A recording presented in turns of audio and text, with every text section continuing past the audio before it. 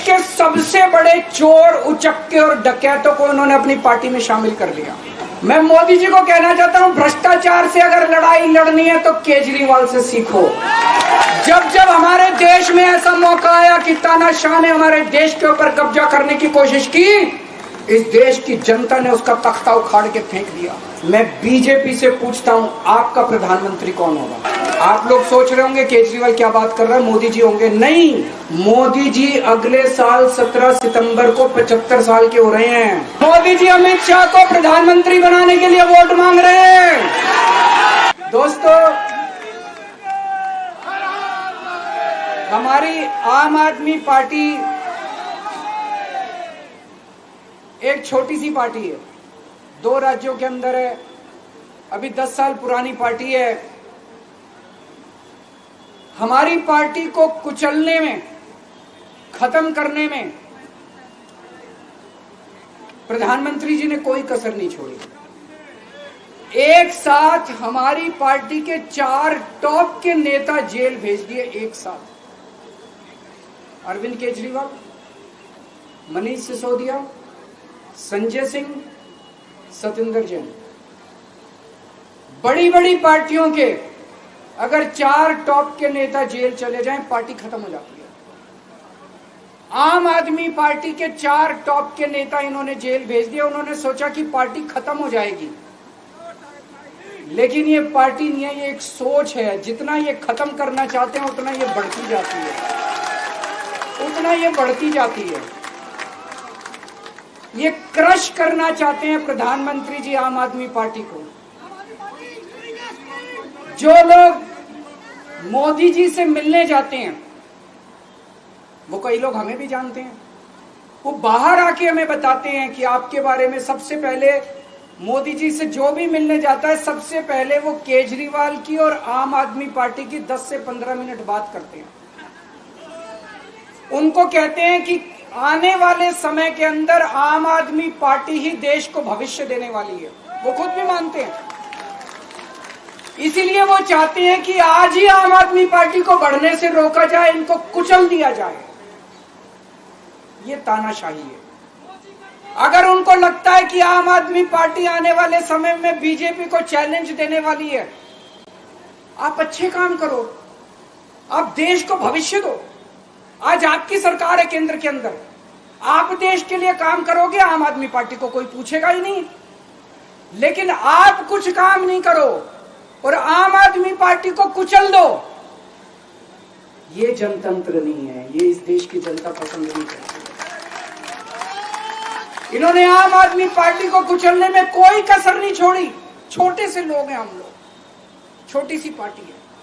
75 साल के अंदर इस कदर किसी पार्टी को और उसके नेताओं को प्रताड़ित नहीं किया गया जिस तरह से प्रधानमंत्री मोदी जी ने आम आदमी पार्टी को प्रताड़ित करने की कोशिश की है।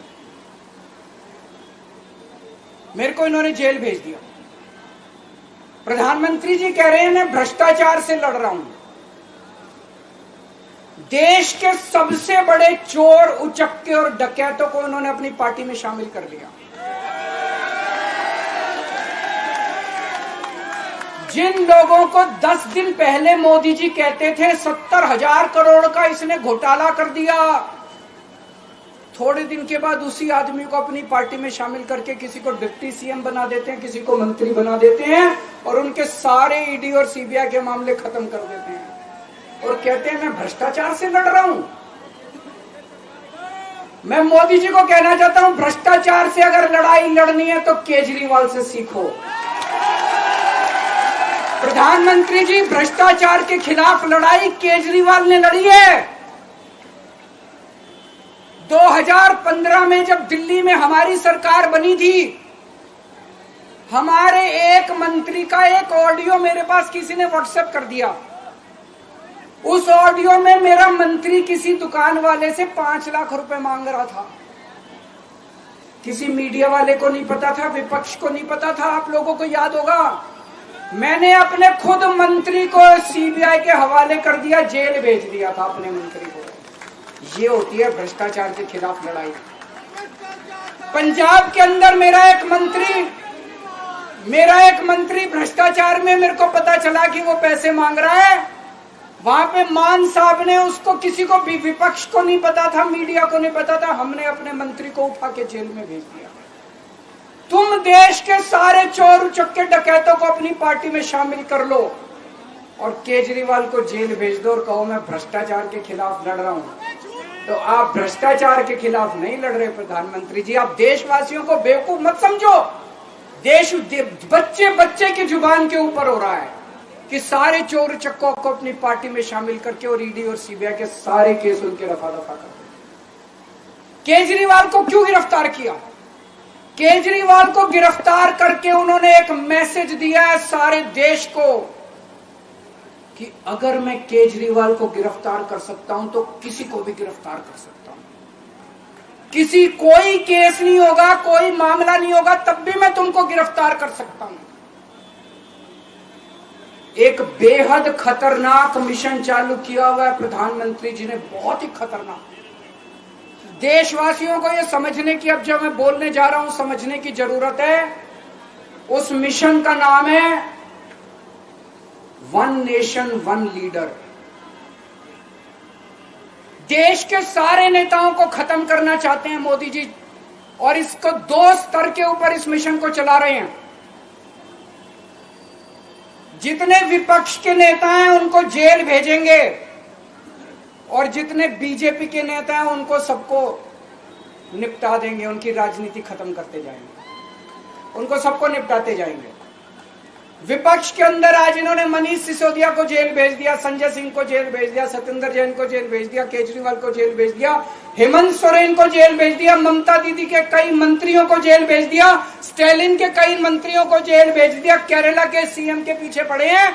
अगर ये चुनाव जीत गए, मेरे से लिखवा लो एफिडेविट के ऊपर, थोड़े दिन के बाद ममता दीदी जेल में होंगी, तेजस्वी यादव जेल में होगा, स्टालिन साहब जेल के अंदर होंगे, पिनरई विजयन जेल के अंदर होंगे, उद्धव ठाकरे जेल के अंदर होंगे, जितने विपक्ष के नेता ये सारे जेल के अंदर होंगे। अगर ये चुनाव जीत गए, इन्होंने बीजेपी का एक नेता नहीं छोड़ा। आडवाणी जी की राजनीति खत्म कर दी इन्होंने, मुरली मनोहर जोशी की राजनीति खत्म कर दी, सुमित्रा महाजन की, शिवराज सिंह चौहान जिसने मध्य प्रदेश का चुनाव जीत के दिया इन लोगों ने, शिवराज सिंह चौहान ने उसको मुख्यमंत्री नहीं बनाया, उसकी राजनीति खत्म कर दी।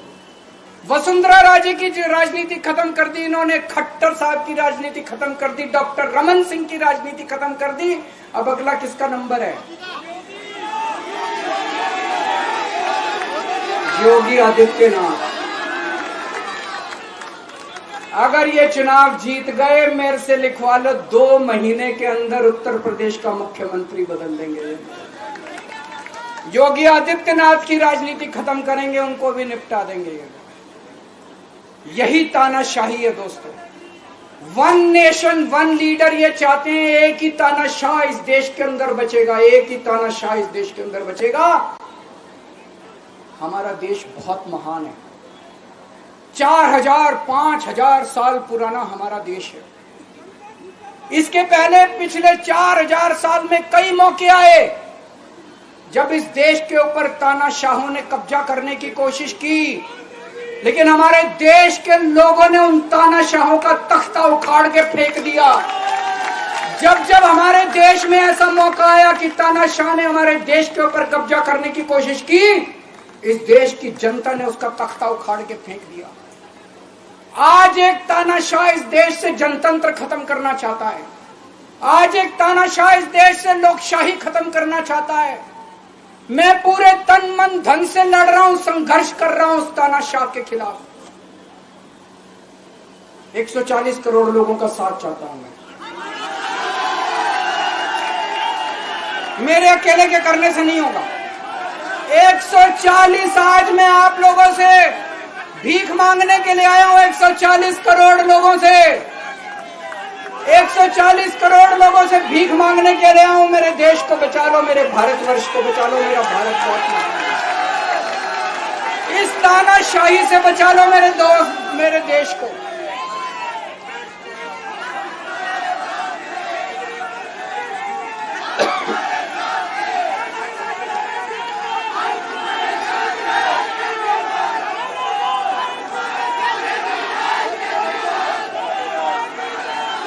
मैं सुप्रीम कोर्ट का बहुत बहुत शुक्रिया अदा करना चाहता हूं। उन्होंने 21 दिन दिए हैं, एक एक दिन में 24 घंटे हैं। मैं एक दिन में 24 में से 36 घंटे काम करूंगा, पूरे देश भर में घूमूंगा इस तानाशाही को रोकने के लिए। दोस्तों, जितनी मेरे अंदर ताकत है, मेरा सब कुछ कुर्बान है देश के लिए। मेरा तन मन धन सब कुछ कुर्बान है मेरे देश के लिए। मेरे खून का एक एक कतरा मेरे देश के लिए, मेरे शरीर का एक एक कतरा, मेरी जिंदगी का एक एक पल मेरे देश के लिए। मेरे देश को बचाने के लिए मैं पूरे देश में जाऊंगा। दोस्तों, अब एक बहुत महत्वपूर्ण बात करने जा रहा हूं, उसको ध्यान से सुनना। ये लोग इंडिया गठबंधन से पूछते हैं आपका प्रधानमंत्री कौन होगा। मैं बीजेपी से पूछता हूं आपका प्रधानमंत्री कौन होगा। आप लोग सोच रहे होंगे केजरीवाल क्या बात कर रहा है, मोदी जी होंगे। नहीं, मोदी जी अगले साल 17 सितंबर को 75 साल के हो रहे हैं। बीजेपी के अंदर मोदी जी ने 2014 में मोदी जी ने खुद ने रूल बनाया था कि बीजेपी के अंदर जो भी 75 साल का होगा उसको रिटायर कर दिया जाएगा। सबसे पहले आडवाणी जी को रिटायर किया गया, उसके बाद मुरली मनोहर जोशी जी को रिटायर किया गया, फिर सुमित्रा महाजन को रिटायर किया गया, फिर यशवंत सिन्हा को रिटायर किया गया। अब मोदी जी अगले साल 17 सितंबर को रिटायर होने वाले हैं। तो मैं बीजेपी से पूछना चाहता हूं आपका प्रधानमंत्री का दावेदार कौन है। दोस्तों, अगले साल 17 सितंबर तक अगर इनकी सरकार बनी, तो उस पर भी आऊंगा मैं। अगर इनकी सरकार बनी तो पहले अगले 2 महीने में योगी जी को निपटाएंगे ये, और उसके बाद मोदी जी के सबसे खास अमित शाह को ये प्रधानमंत्री बनाएंगे। तो मैं लोगों को, देश के लोगों को आगाह करना चाहता हूं, मोदी जी अपने लिए वोट नहीं मांग रहे। मोदी जी अमित शाह को प्रधानमंत्री बनाने के लिए वोट मांग रहे हैं। मैं पूछना चाहता हूं मोदी जी से और अमित शाह जी से, ये मोदी की गारंटी पूरी कौन करेगा? क्या अमित शाह मोदी की गारंटी पूरी करेंगे? जब आप अगर जो वैसे तो मेरे को लगता है, मैं भी आऊंगा उसके ऊपर, मुझे नहीं लगता इनकी सरकार बन रही है, लेकिन जो बीजेपी को वोट देने जाएं वो ये सोच के जाना कि आप मोदी जी के नाम पे वोट नहीं दे रहे, आप अमित शाह के नाम पे वोट दे रहे।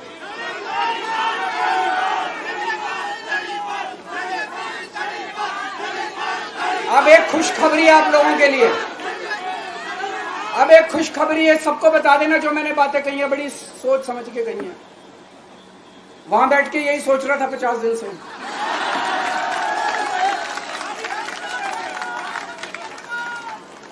दोस्तों, पूरे देश के मेरे को बाहर निकले हुए 20 घंटे हो गए। इन 20 घंटों के अंदर भी मैंने रात भर में जनता से बात कर रहा था, लोगों से फोन कर रहा था।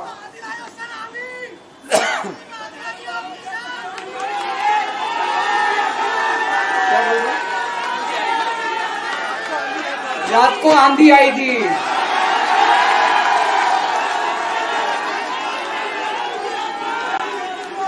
पिछले 20 घंटे में मैंने जो बातचीत करी है, कई बड़े बड़े एक्सपर्ट से बात की, चुनाव विश्लेषकों से बात की, सेफोलॉजिस्ट से बात की, जनता से बात की, फोन पे लोगों से। मेरा अपना आकलन है कि 4 जून के बाद इनकी सरकार नहीं बन रही, मोदी सरकार नहीं बन रही।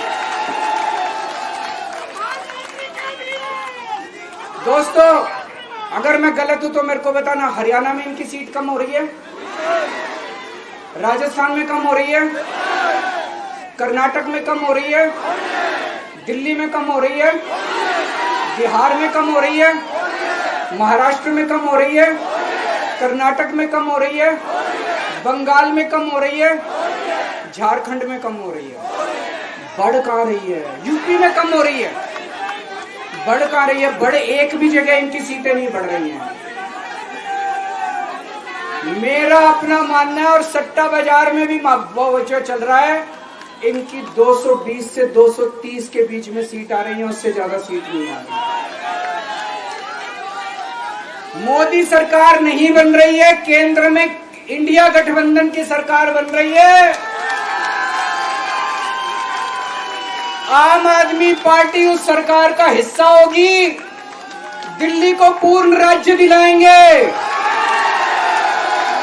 दिल्ली का एलजी लोगों का एलजी होगा, दिल्ली का एलजी दिल्ली वालों का एलजी होगा। गुजरात से आया हुआ अभी, दिल्ली के लोगों का एलजी होगा, दिल्ली के लोगों का विकास होगा। एक और पॉइंट है, जब मैं जेल के अंदर था तो कुछ लोगों ने यह मुद्दा उठाया, केजरीवाल सीएम पद से इस्तीफा क्यों नहीं देता। दोस्तों, केजरीवाल को कभी किसी पद का लालच नहीं हुआ। मैं यहां मंत्री, मुख्यमंत्री, प्रधानमंत्री ये सब बनने नहीं आया। इनकम टैक्स में कमिश्नर की नौकरी करता था। कमिश्नर की नौकरी छोड़ के दिल्ली की झुग्गियों के अंदर 1 नहीं, 2 नहीं, 3 नहीं, 10 साल तक मैंने दिल्ली की झुग्गियों के अंदर काम किया है, सुंदर नगरी और नंदनगर की झुग्गियों के अंदर। इनकम टैक्स कमिश्नर की नौकरी छोड़ के जब मेरे को दिल्ली की जनता ने पहली बार सीएम बनाया, असूलों के ऊपर 49 दिन के अंदर सीएम पद से इस्तीफा दे दिया था। एक चपरासी की नौकरी कोई नहीं छोड़ता। सीएम बनने के लिए लोग अपना दायां हाथ कटाने के लिए तैयार होते हैं। मैंने खुद से अपने आप सीएम की कुर्सी को लात मार दी थी 49 दिन के अंदर। मेरे लिए सीएम पद इंपॉर्टेंट नहीं है। आज मैंने सीएम पद से इस्तीफा क्यों नहीं दिया जेल जाने के बाद? दोस्तों, पिछले 75 साल में भारतवर्ष में इतने राज्यों के चुनाव हुए, इतने राज्यों के चुनाव हुए, दिल्ली के अंदर सबसे ऐतिहासिक बहुमत से आम आदमी पार्टी जीती। 55-56% वोट, एक बार 67 सीट, एक बार 62 सीट। इतने भारी बहुमत से आज तक कोई राज्य की सरकार 75 साल में नहीं जीती। इतने भारी बहुमत से जीतने के बावजूद झूठा केस, अब उनको पता है वो हमें हरा नहीं सकते दिल्ली के अंदर।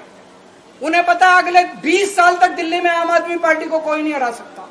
तो उन्होंने एक षड्यंत्र रचा, राजनीतिक षड्यंत्र रचा। केजरीवाल को झूठे केस में जेल भेज दो, केजरीवाल को इस्तीफा देना पड़ेगा, केजरीवाल की सरकार गिर जाएगी। उन्होंने ये षड्यंत्र रचा। मैंने कहा मैं भी इस्तीफा नहीं दूंगा। तुम अगर जनतंत्र को जेल में कैद करोगे तो जनतंत्र जेल से चला के दिखाएंगे। दोस्तों, सरकार भी जेल से चला के दिखाएंगे। कतई इस्तीफा, तुम्हारे ट्रैप में फंसने वाले नहीं हम। ये अगर हेमंत सोरेन साहब को भी इस्तीफा नहीं देना चाहिए था, जेल से सरकार चलानी चाहिए। अगर हमने इस्तीफा दे दिया, ये तो बड़ा अच्छा इनके लिए।